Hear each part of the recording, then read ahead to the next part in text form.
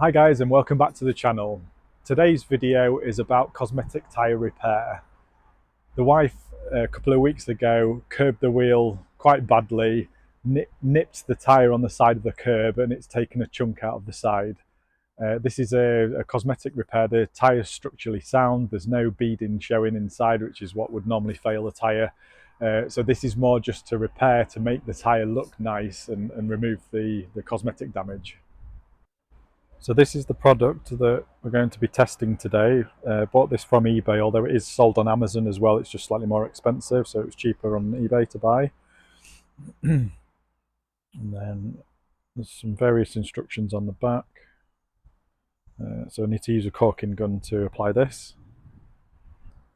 So this is the damage in question. This part's been completely removed, but you can see there's no wire beading showing through the sidewall.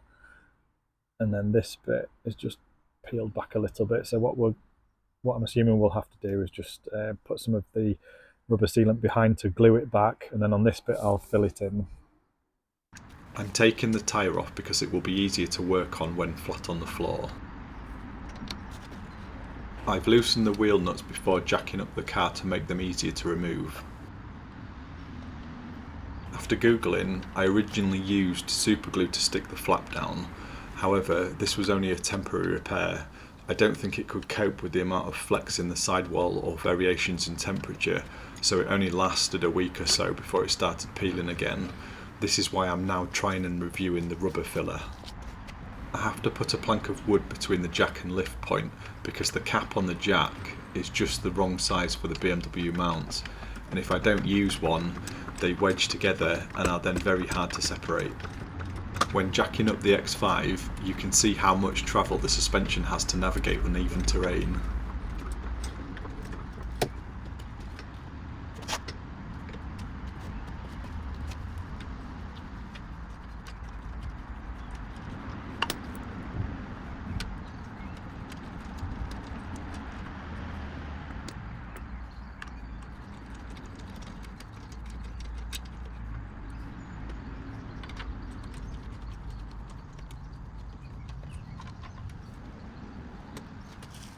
Oof, this tyre is heavy.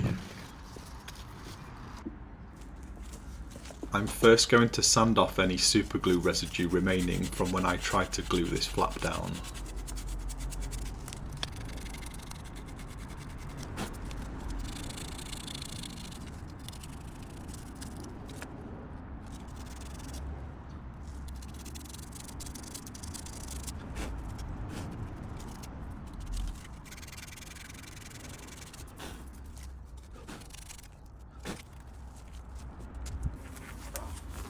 Next, I'm putting on some rubber gloves in case this stuff is hard to get off my hands.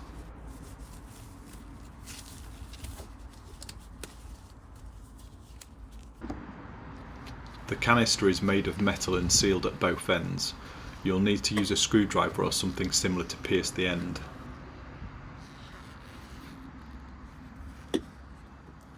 Now I'm just cleaning the screwdriver before I start caulking.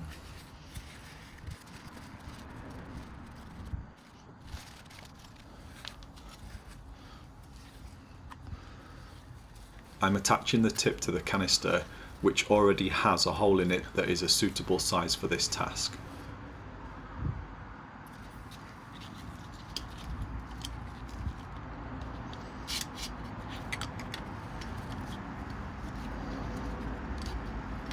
This is where I realised it also has a can style pull ring on the backside which needs to come off first.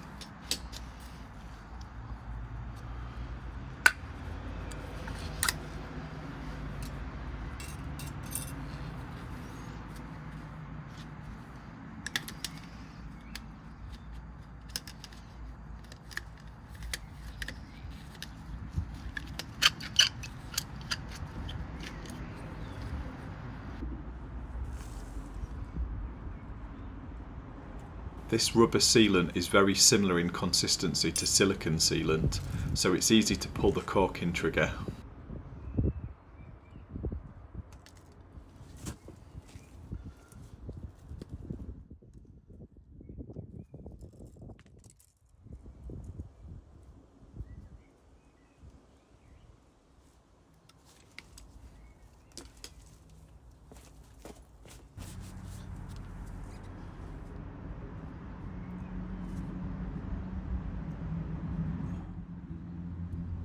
Now I'm trying to shape it with rubber gloves on, which isn't really working.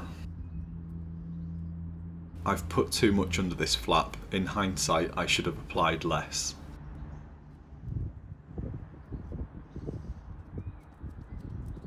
I'm trying to apply it all in one go. I'm not sure if this is the best tactic or whether it would be better applying it in layers after each one has dried.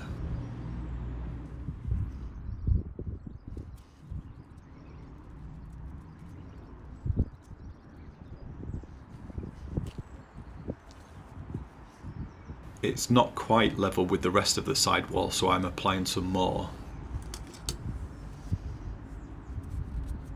I'm thinking I'll be sanding this down once set, so if anything, I want it to have too much rather than not enough.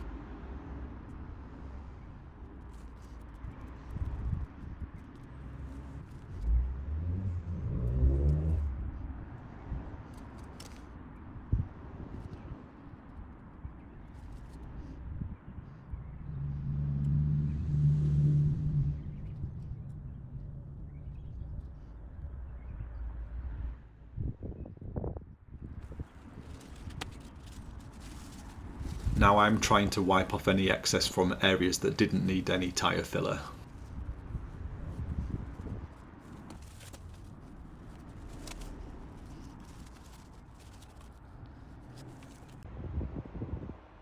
This is a close-up of what it currently looks like. I'm curious to know if this tyre sealant can be worked and shaped like silicone sealant. Only one way to find out. Gloves off and spit on my finger, here we come. It appears to be working. Sections of this tyre sealant are probably 5mm deep in the centre, so I'll have to be careful when shaping it.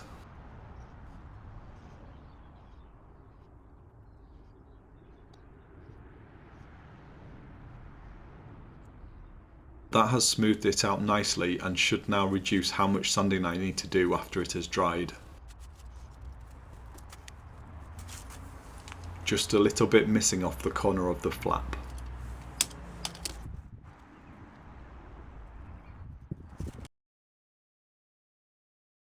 It's been about an hour and it's tacky.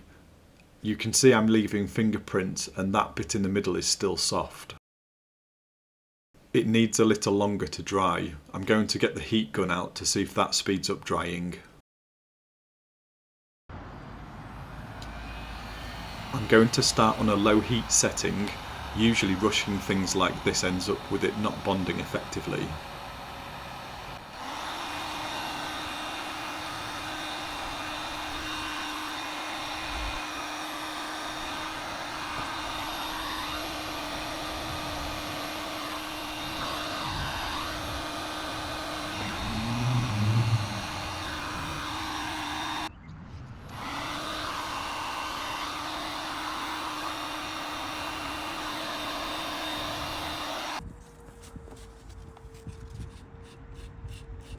I'm trying to sand around the edges where it was thinly applied.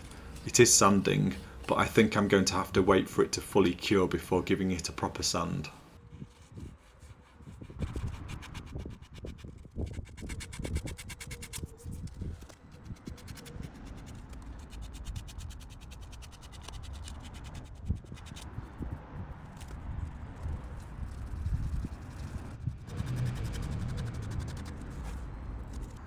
I'm going to put the wheel back on, but first I will give the brake caliper a quick wash and wire brush the disc hub to remove the buildup of brake dust.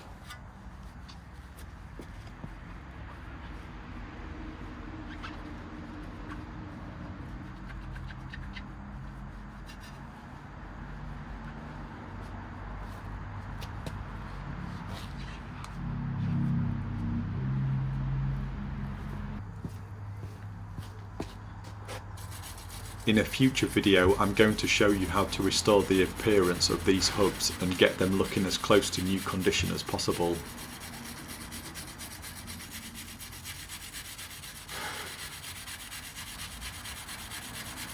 The wire brush is removing most of it, but there's also rust on the inner wall which isn't coming off as easily.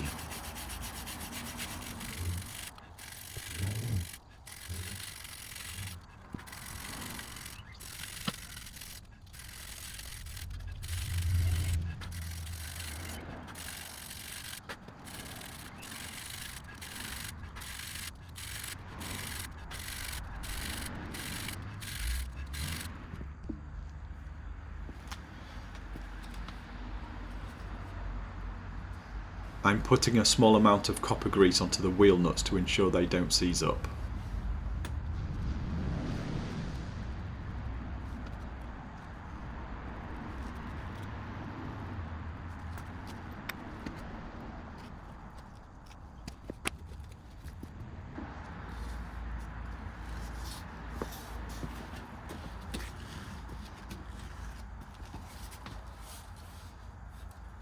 I'll try not to burst a blood vessel lifting this wheel onto the hub.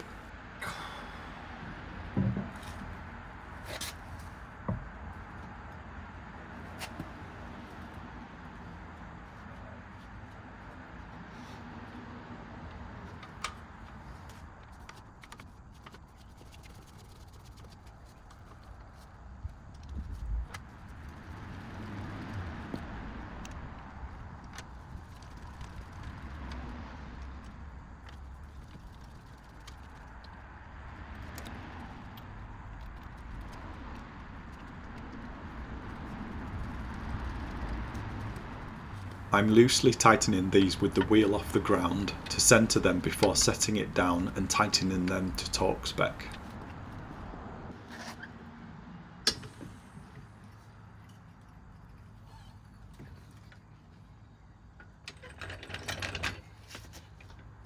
The torque setting for the Geo5 X5 wheels is 140 Newton meters.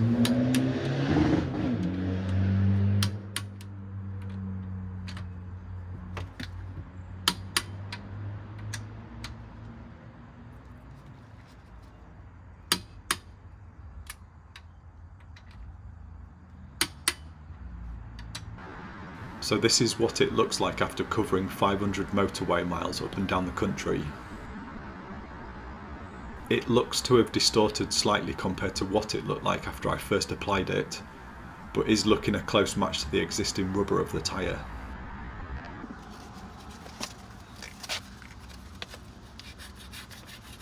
I'm dry sanding it. In hindsight, I'm not sure if wet sanding would make it easier to sand and create a smoother finish.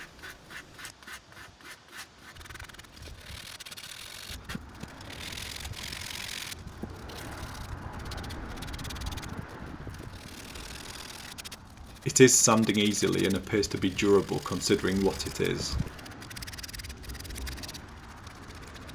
Now I've started sanding it, there are a few tiny pinholes appearing. This might be down to how I applied it and smoothed it out, or possibly using the heat gun. I might apply some more rubber filler to these pinholes depending on what it looks like once I've finished.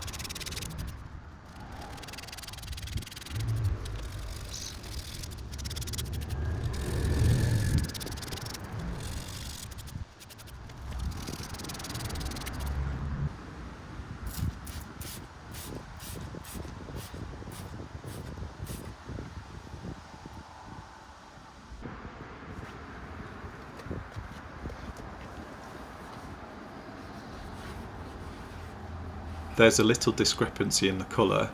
It looks worse on the camera than it does in person. I think it will blend better once the newly exposed rubber has been exposed to UV sunlight. Either way, it looks a lot better than the big chunk that was missing previously. Well guys, that's it for this video. I hope you found it useful. If you did, please don't forget to like and subscribe. It'll really help me to make more videos like this in the future.